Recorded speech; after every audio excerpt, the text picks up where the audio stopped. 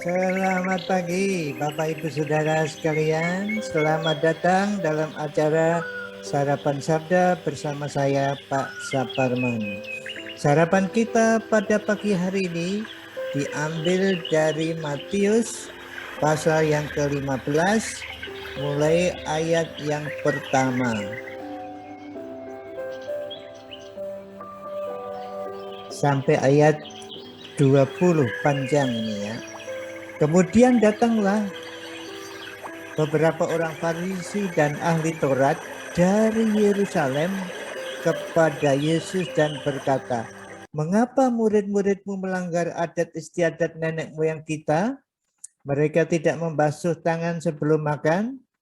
Tetapi jawab Yesus kepada mereka, "Mengapa kamu pun melanggar perintah Allah demi adat istiadat nenek moyangmu? Sebab Allah berfirman, hormatilah ayahmu dan ibumu. Dan lagi, siapa yang mengutuki ayahnya atau ibunya pasti dihukum mati. Tetapi kamu berkata, barang siapa berkata kepada bapaknya atau kepada ibunya, apa yang ada padaku yang digunakan untuk pemeliharaanmu, sudah digunakan untuk persembahan kepada Allah. Orang itu wajib lagi Orang itu tidak wajib lagi menghormati bapaknya atau ibunya. Dengan demikian, firman Allah, kamu nyatakan tidak berlaku demi adat istiadatmu sendiri. Hai orang-orang munafik, benarlah nubuat Yesaya tentang kamu. Bangsa ini memuliakan aku dengan bibirnya, padahal hatinya jauh daripadaku. Percuma mereka beribadah kepadaku, sedangkan ajaran yang mereka ajarkan ialah perintah manusia. Lalu Yesus memanggil orang banyak itu dan berkata kepada mereka, dengar dan camkanlah, bukan yang masuk ke dalam mulut yang menajiskan orang, melainkan yang keluar dari mulut, itulah yang menajiskan orang. Maka datanglah murid-muridnya dan bertanya kepadanya, engkau tahu bahwa perkataanmu itu telah menjadi batu sandungan bagi orang-orang Farisi. Jawab Yesus, setiap tanaman yang tidak ditanam oleh Bapakku yang di surga akan dicabut dengan akar-akarnya. Biarkanlah mereka itu, mereka yang buta, yang menuntun orang buta. Jika orang buta menuntun orang buta, pasti keduanya jatuh ke dalam lubang. Lalu Petrus berkata kepadanya, jelaskanlah perumpamaan itu kepada kami. Jawab Yesus, kamu masih belum dapat memahaminya? Tidak tahukah kamu bahwa segala sesuatu yang masuk ke dalam mulut turun ke dalam perut, lalu dibuang ke jamban? Tetapi apa yang keluar dari mulut berasal dari hati, dan itulah yang menajiskan orang.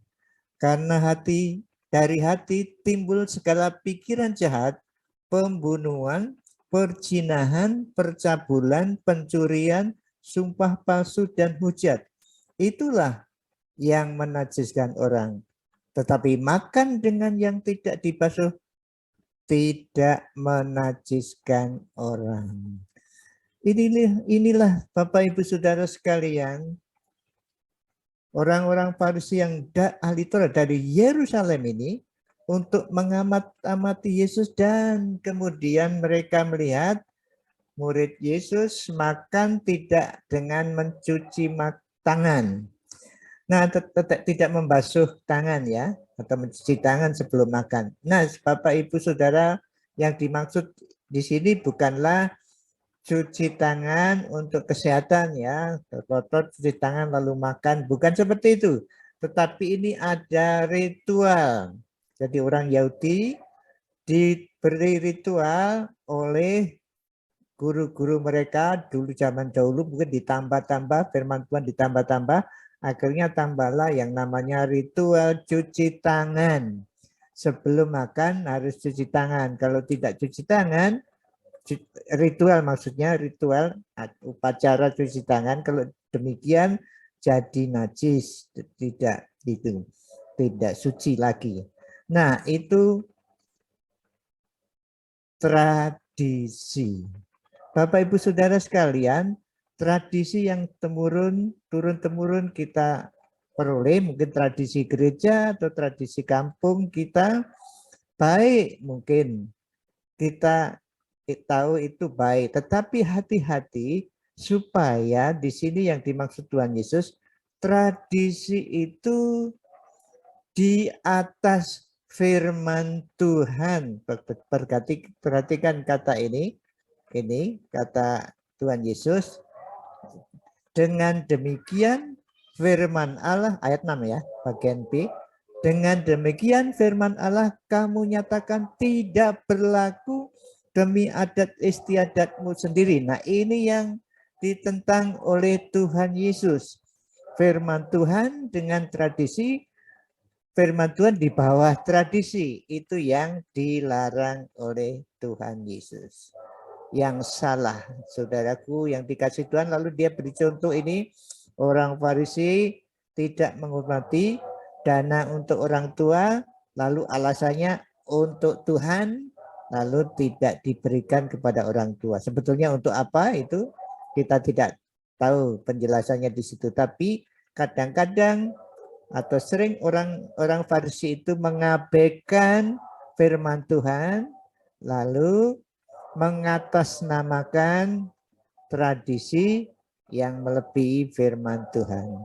Bapak Ibu Saudara sekalian, gereja kita punya tradisi hari Natal, itu tradisi ya, bukan perintah Tuhan ya. Tradisi yang lain-lainnya kita punya tradisi. Oke, itu tradisi yang baik, tetapi jangan sampai merayakan Natal melebihi firman Tuhan yang lain.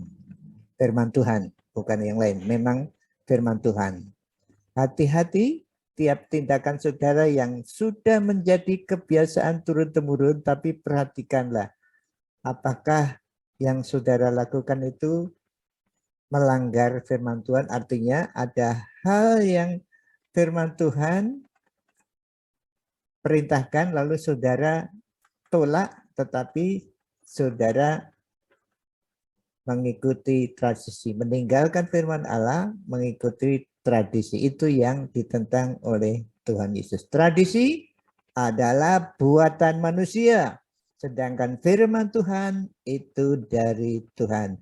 Mari kita mohon kebijaksanaan Tuhan, bagaimana kita menjalani kehidupan kita berhubungan dengan adanya kebiasaan-kebiasaan yang sudah kita buat sejak kecil, entah tradisi gereja atau tradisi kampung atau tradisi keluarga. Ingatlah itu buatan manusia. Kita harus bijak dalam menjalankan tradisi itu. Jangan sampai tradisi merendahkan firman Tuhan.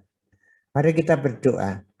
Bapa kami yang berada di dalam kerajaan surga, Tuhan Yesus yang duduk sebelah kananmu, dan Allah Roh Kudus yang bersama-sama kami, terus kami bersyukur Engkau mengingatkan bahwa firman-Mu berkuasa, mempunyai otoritas yang lebih daripada tradisi, lebih dari kebiasaan kami.